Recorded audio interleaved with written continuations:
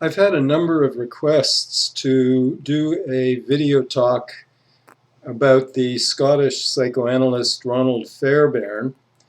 I have touched on his work tangentially in previous lectures. And again, today, I'm not going to be speaking in depth about Fairbairn, but only uh, including him insofar as he is one of the major contributors to what has come to be known as object relations theory, along with Melanie Klein, um, Donald Winnicott, Harry Guntrip, Ian Suttie, and others. All of these psychoanalysts had significant involvement with Christianity, except mainly for Klein. And even with Klein, according to Grosskreuz's biography, Klein had some close friends, a Catholic family, and for some time she was seriously considering conversion to Roman Catholicism, but in the end she did not convert. Harry Guntrip was a pastor, low church pastor. Donald Winnicott was raised in a Methodist home, but at some point during medical school, he converted to Anglicanism. I don't know how much he actually practiced or attended church, but as we'll see, there is, as with all of the object relations theorists, there is a significant way in which they disagree with Freud, and it's the same disagreement that Christianity has with Freud. So what is the nature of this disagreement?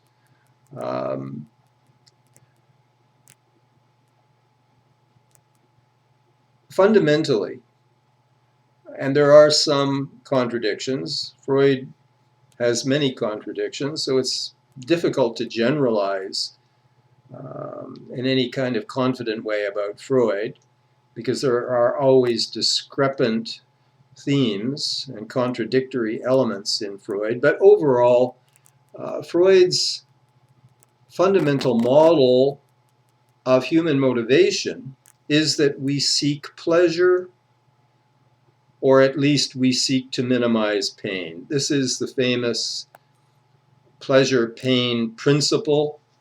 It's fundamentally a hedonistic model.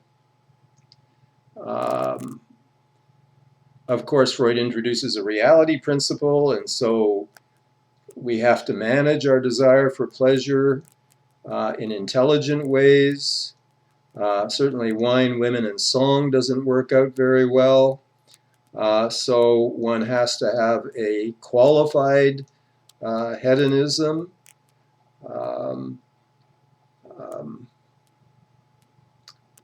But ultimately, Freud's fundamental thinking is that we are seeking happiness, and we are seeking pleasure, and we are seeking to minimize pain. And in the pursuit of pleasure and in the avoidance of pain, we have to use defenses. And so we have Freud's fundamental drive-defense model of the psyche.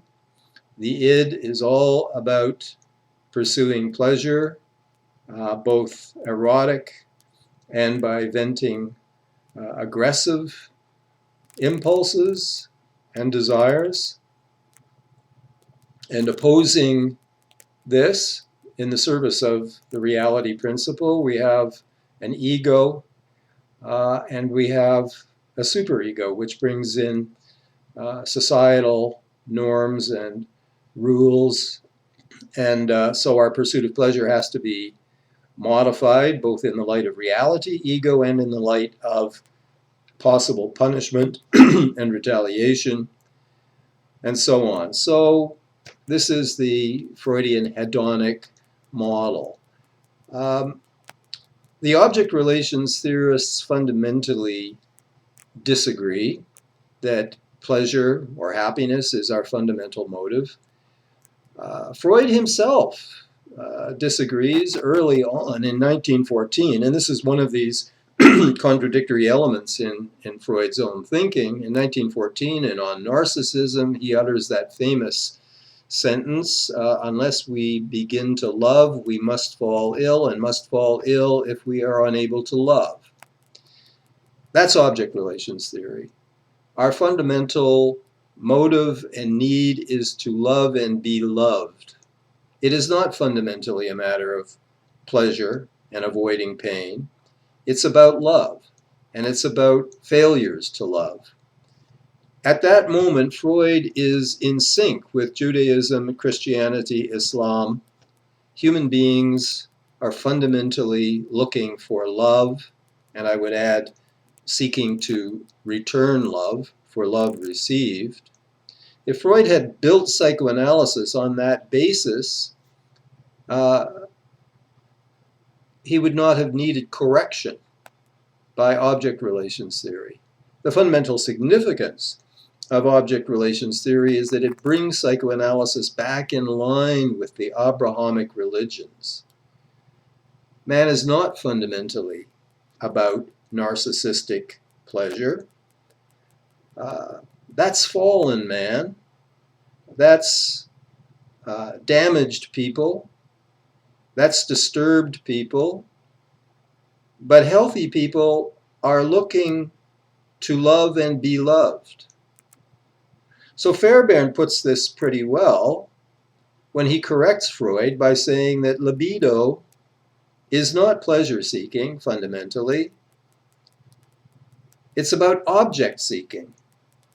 It's seeking a good connection with a loved and loving object. Well, there's Fairbairn's Christianity causing him to correct Freud on this score.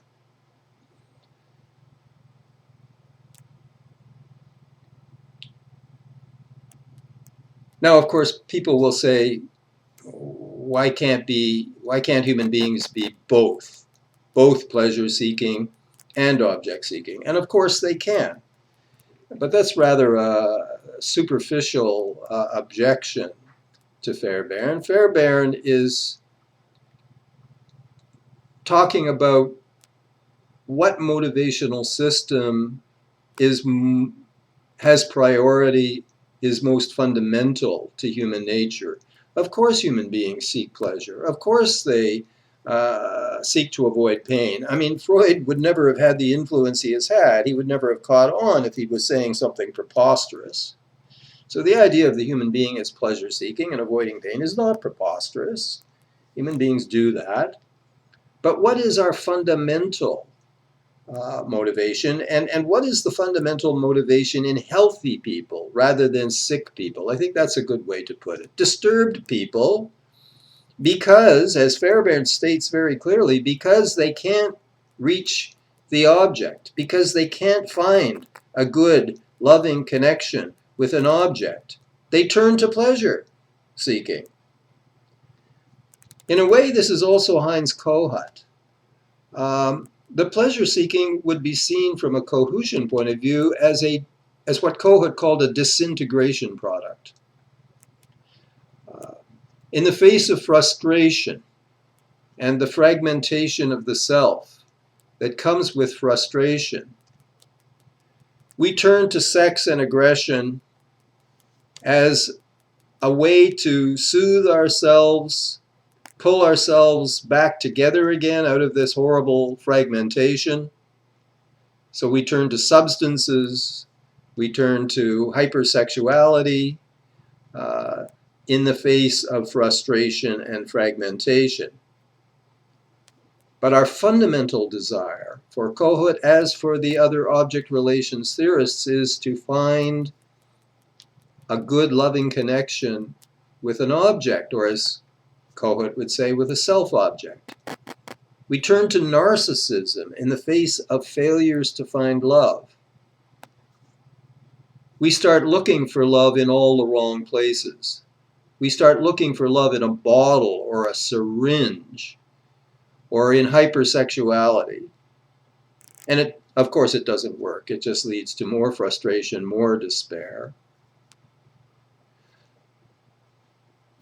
Okay, Melanie Klein was not a Christian, but according to Phyllis Grosskreutz biography, there was a time when she was very close to a Roman Catholic family, and she was very interested in the possibility of converting to Roman Catholicism. Ultimately, she did not convert, but like the other more explicitly Christian object relations theorists, her thinking is fundamentally compatible with the outlook, with a Christian outlook. After all, what is her model of the cure? The building up of a good internal object. That is, a good, whole, loving, and loved object, which I can internalize and have inside me and identify with, and therefore feel good myself. Her theory of the cure is about moving out of envy into gratitude. Gratitude for the good things that are given to me. Gratitude for the goodness that I can internalize and therefore build up a sense of goodness inside me. This is, again, all about establishing love over hate in the personality. Fairbairn was originally headed toward the ministry in the established Church of Scotland, the Presbyterian Church. The church actually urged him instead to go to medical school and do psychiatry because it wanted him to establish pastoral training, pastoral counseling training throughout the church. And so he did medicine, psychiatry, and so on. But of course, could never accept Freud's idea that we are fundamentally about pursuing pleasure or happiness. He said it very clearly. Libido is not fundamentally pleasure-seeking. It is object-seeking. It seeks to establish a good relationship with a loved and loving object.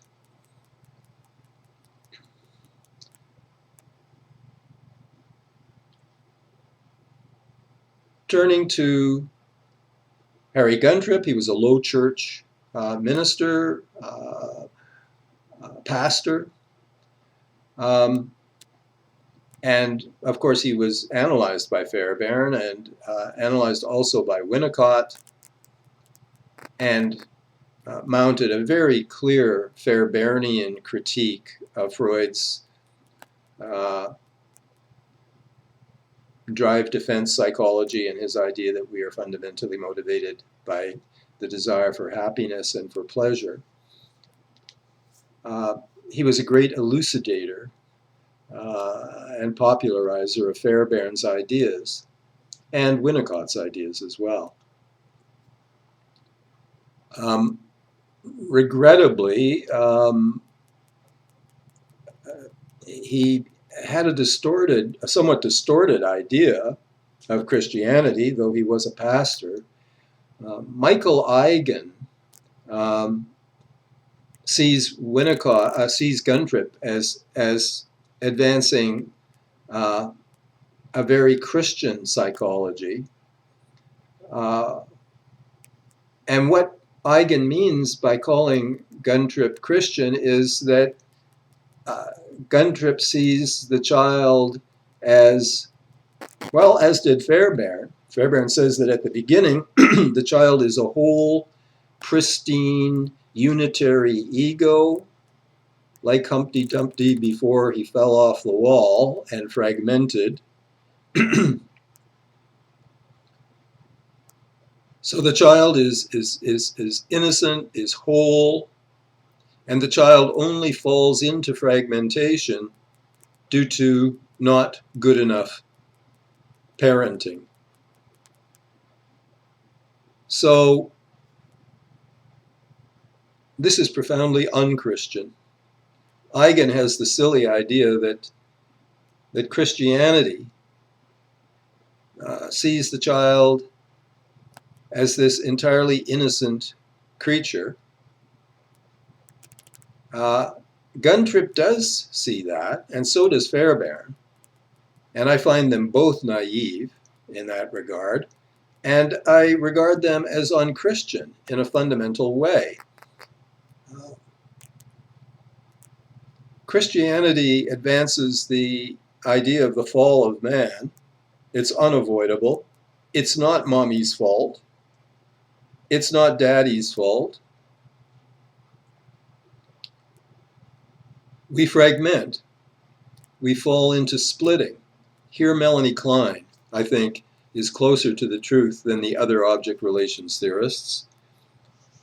The great failure of object relations theory is that while it transcends Freud's pleasure-seeking model, it falls into an excessive environmentalism, an excessive environmental determinism. It blames human destructiveness on the parents, on society, on the culture.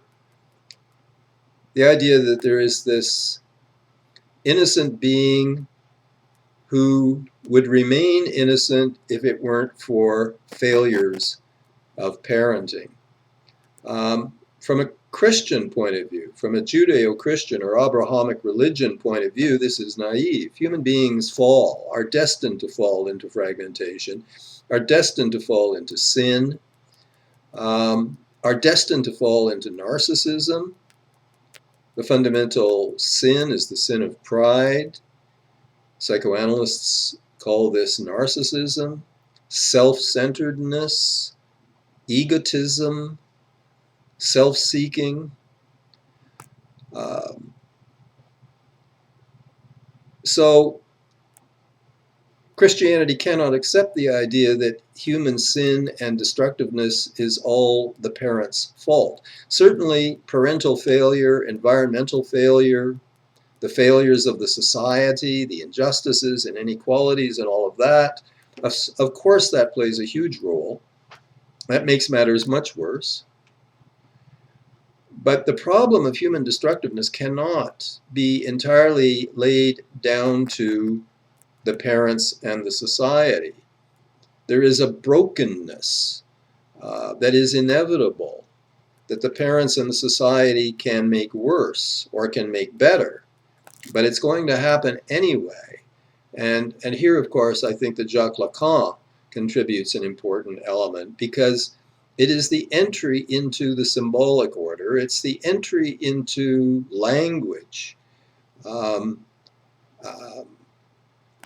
There are forms of Augustinian Christianity that hold that the infant is a sinner already, inheriting right from the beginning the sin of Adam.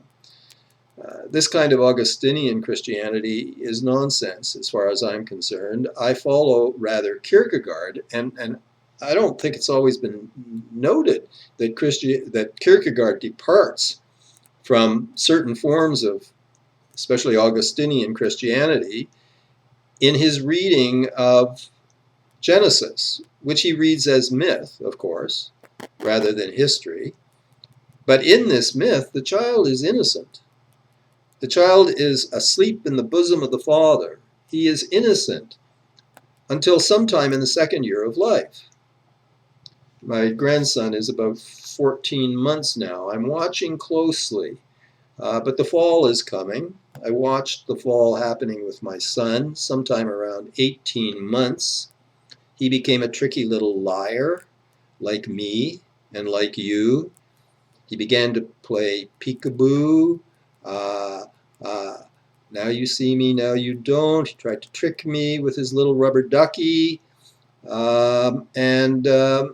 He was entering the world where pretense becomes possible. Deception becomes possible. Self-deception becomes possible. Because with language you can lie. And you can imagine what is not the case. and you can pretend that what is not the case is the case. And this is the fall. And Kierkegaard understood that. But that meant that for a year and a half, the child is innocent. This does not correspond to Freud's view at all. In a certain way, I don't think it corresponds with Melanie Klein either. She sees the paranoid schizoid position as evolving very early. And I've always questioned her dating of these things. I don't think there's a lot of evidence of early splitting in healthy children.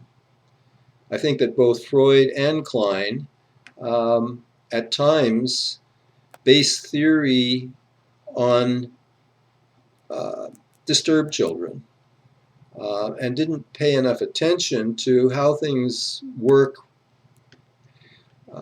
with children who are well loved and well cared for. I'm echoing Heinz Kohut here. Kohut believed, again, that Freud's view of the Oedipus complex was based on how the Oedipus complex looks in children who are already disturbed rather than in healthy children. And I think there's something to this line of criticism, really, of both Freud and Klein. In any case, for Klein, again, the fundamental human motive is establishing a good object and relating to a good object both externally and internally. And of course, the constant misunderstanding and distortion of Klein, in which she is alleged to pay no attention to the real mother, the real external mother. Instead, she sees only the child's distorted perception of the mother and the child's distorting attribution to the mother of all kinds of aggression, and as if the child is trapped in this, as if Klein is saying that the child is trapped in this internal world. This was never Melanie Klein's view. It's just a widespread distortion on the part of people who don't bother to read Melanie Klein, because on practically every page, Klein is talking about the importance of the real mother's goodness, because only her goodness can counteract the inevitable distortion of her by the child's projection of aggression into her. So both the mother's goodness and the analyst's goodness have to be internalized in order to offset the inevitable paranoia of the child, of the patient. Analysis works through recognition that the distorted perception and the distorted expectations are falsified. The analyst does not react sadistically. The real mother, her goodness is important. I mean, if she's not good, then she's not going to be able to be used to offset the fantasies of her badness. This is why it's important that the real mother be a good mother. How people can read Klein and not get that, I don't understand, frankly. Okay, so Klein is not about the pursuit of happiness. She's about the pursuit of a good, loving connection that can be internalized and therefore build up a good internal object with which to identify and ground one's self-esteem in. Okay, turning to Winnicott. Methodist home in medical school, converts to Anglicanism. Well, let me start with a criticism of Winnicott, where he really departs significantly from a Christian outlook. And that is in that small late paper in which he argues that the true self must forever be non-communicating. It must not be found. It must not be known. He attributes a fragility to the true self, such that it must remain incommunicado. He says in this paper that for the true self to be known would be worse than being eaten by cannibals. This is Winnicott's psychopathology.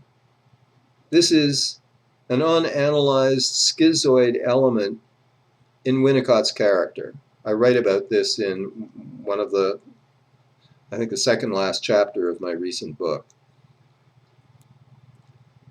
And yet, he's an Anglican.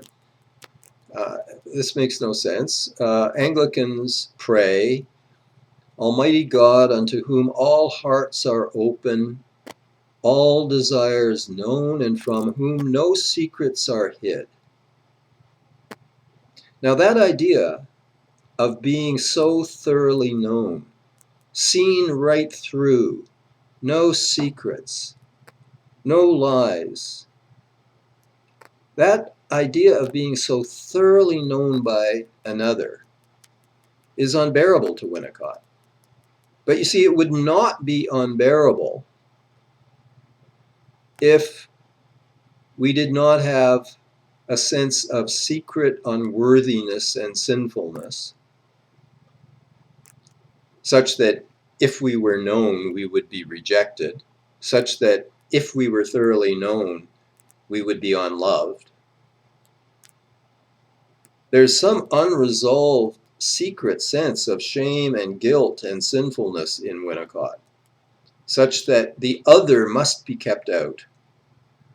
Another way of saying it is that he does not have basic trust that the other, from whom no secrets are hid, is a loving other and a forgiving other.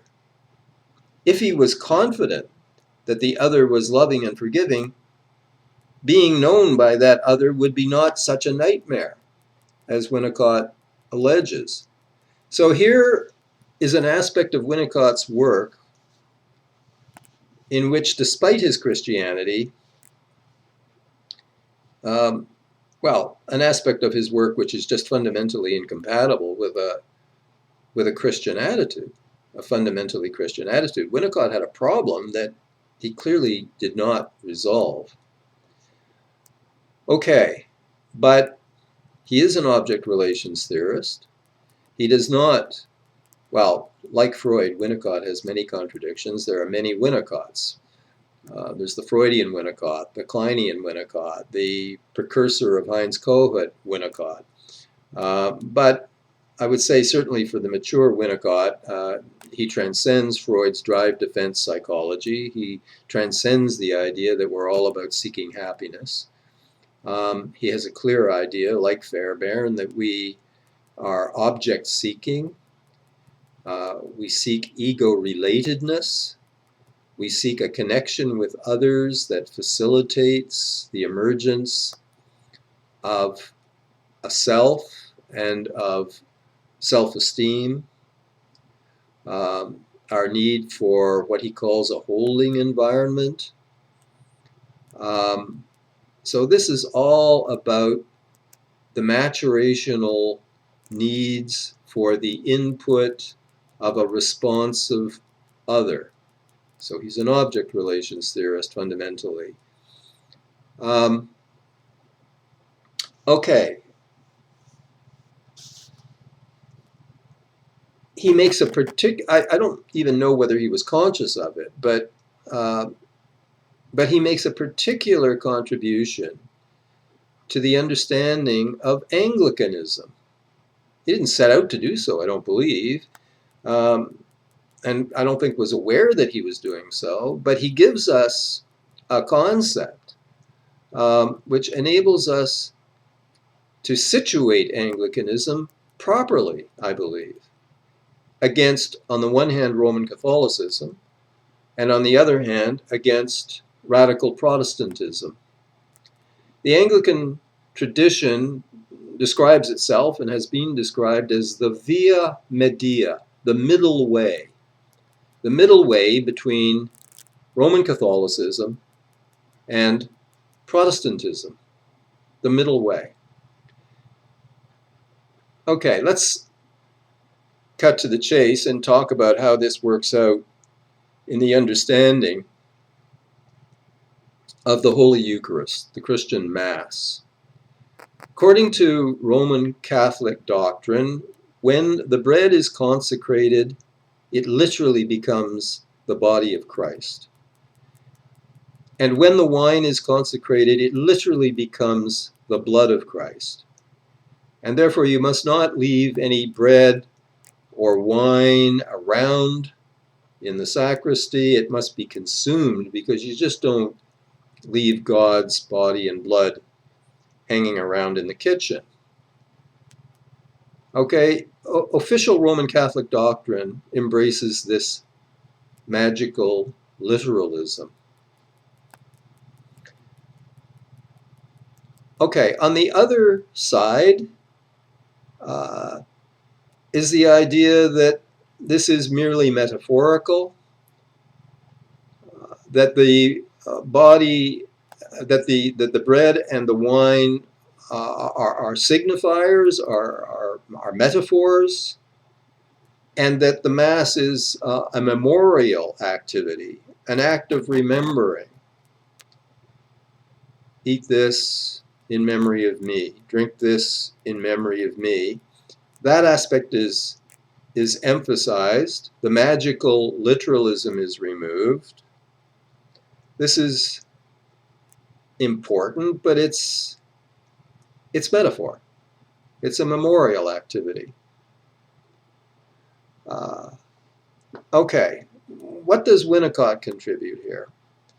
His whole idea of the transitional object, the transitional area, is crucial. So we start with the transitional object, the child's teddy bear or a bit of blanket. It's blanky. It must not be washed, because it has to retain its texture and smells. It's spoiled if Mummy takes it and launders it. And Winnicott says the parents must not ask, is this object invented and therefore imaginary, or is it found? Is it real or is it imaginary?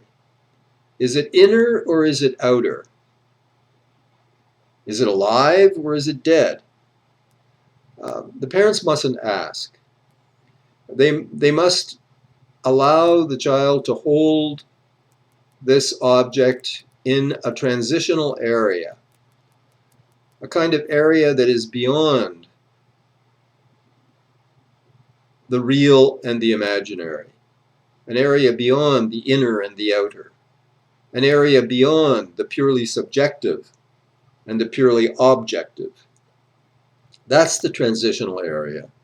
The parents mustn't ask. Okay, this then is extended to include the realm of culture. So we go to the movies, and we're sitting there, and we've entered in order to enjoy the film, we have to enter the transitional area. We're not going to enjoy the film if we sit there thinking, oh, this is just light reflected on the screen in front of me by a camera behind me. Or we can resist entering the transitional area by becoming hypercritical of the plot or hypercritical of the acting. If we do that, we're distancing ourselves emotionally from the transitional area by becoming critical. Or we can get up and go for popcorn or go to the washroom. There are many ways that we can distance ourselves from being drawn into the spell of the film. Okay, if we do that, and of course if the film breaks and the lights come up and everybody goes, oh, the spell is broken, we're out of the transitional area if we had gotten into it. So this is a failure of the willing suspension of disbelief. And many Winnicottians use that phrase to describe this element of Winnicott's thought. They understand that in order to enter the transitional area, there is a willing suspension of disbelief. What I've argued in my 2013 book is that there's another related element that Winnicottians have, I think, generally not recognized or paid sufficient attention to. It's not enough to have a willing suspension of disbelief. There must also be a willing suspension of belief. If you get so into the film that when the bad guy is about to stab the innocent victim, he runs up to the front of the theater and the screen and tries to interfere and protect the victim from the evildoer.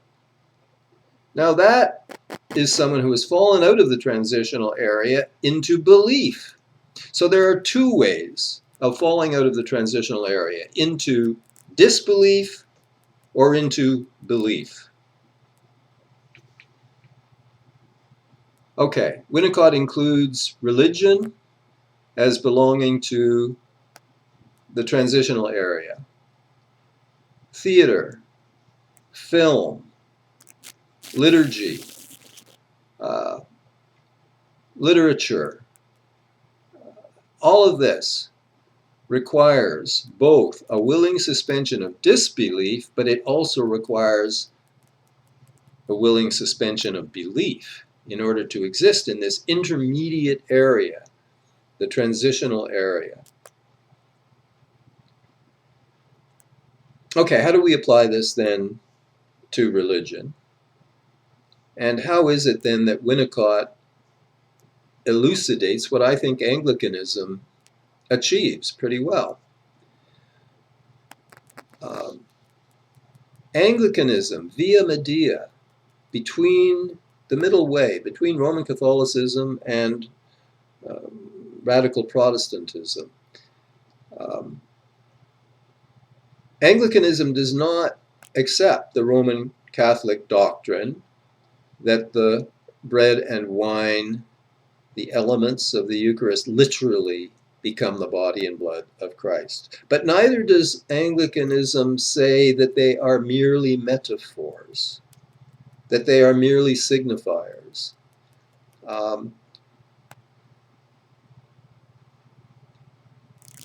Anglicanism does not claim that what happens in the Mass is objective, but neither does Anglicanism say that what happens is merely subjective.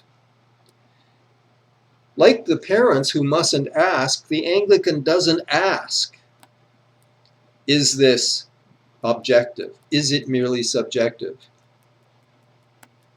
The question is not asked. We are invited to enter the transitional area. Attendance at the Mass, for me, is quite similar in this way to attendance at a good film. I become absorbed in the film. I don't sit there reminding myself that this is just light from a projector behind me. I don't get up every 10 minutes for popcorn. I get into the film. And when I attend the Mass, I get into the Mass. And I'm not asking, is this merely subjective or is it objective? So that I think Anglicanism holds the transitional area very well in this regard. So I think Winnicott has given a gift, really, to Anglican theology in its understanding of the Mass. Now we can extend this more broadly. I'm frequently asked, Don, do you believe in God or do you not? Now that's the question that shouldn't be asked. One way of answering it, as I did attempt to answer it in a previous video, was to say, I both believe and I do not believe.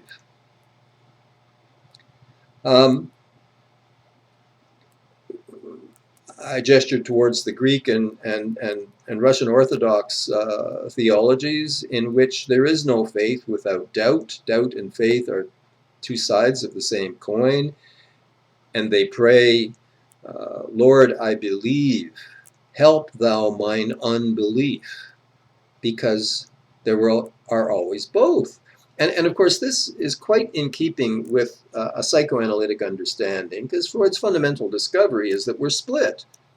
We're divided. We are both Dr. Jekyll and Mr. Hyde. We are both a conscious self and an unconscious self. And Klein elaborates this. We live both in the paranoid schizoid, magical position, and we live in the depressive position, where we have actual concern for others. We're always both. We're divided beings. And so when it comes to the question of religious belief, of course, we're all divided. We believe, we don't believe. But when we bring Winnicott's idea of the transitional to bear, we have an even better answer. Instead of saying I'm both, I'm saying don't ask. And I'm saying I don't ask when I enter the transitional area. I allow myself to enter the play. And of course, play is another huge element in Winnicott's thought. Playing and Reality is the title of his book, where he collects these essays on the transitional. Any kind of good play requires the willing suspension of disbelief, but it also requires the willing suspension of belief.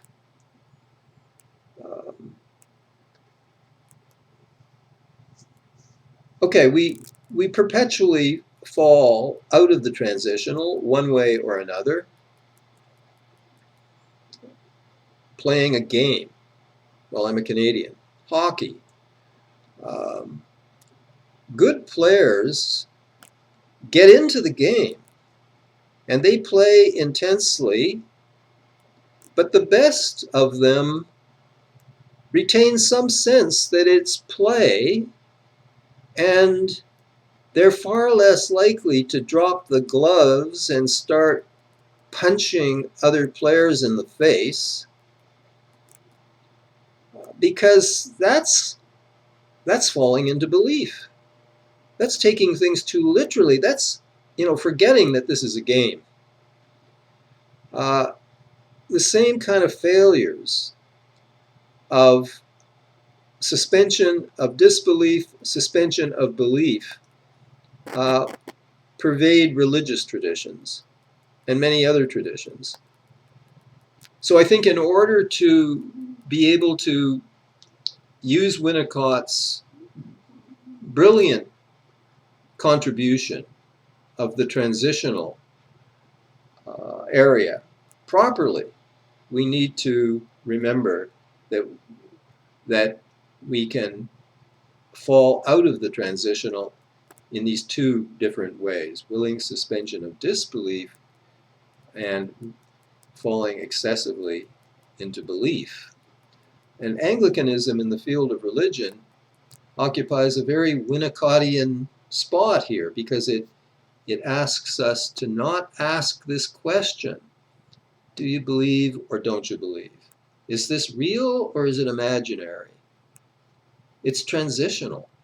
It's a transitional area. And when we enter this area, we can play.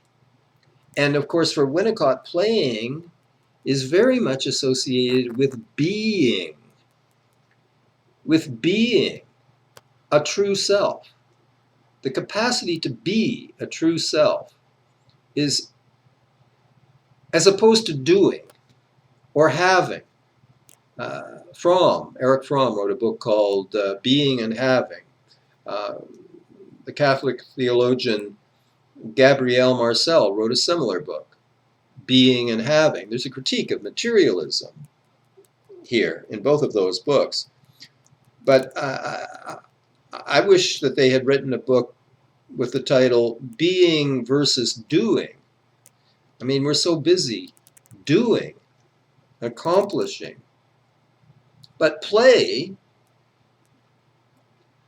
is a unique phenomenon in which we're not exactly out to accomplish something. We allow ourselves to play. We allow ourselves to be. And through allowing ourselves to be, there is a building up of the true self. A false self is necessary, says Winnicott. We need masks. We can't go through life wearing our hearts on our sleeves. Not everyone is to be trusted. Not everyone is worthy of encountering my true self. I have to protect myself to some degree, but some people can never take the mask off. They are so into the false self. It's as if the mask is glued to their face. It can't be removed. And that is a very sad condition.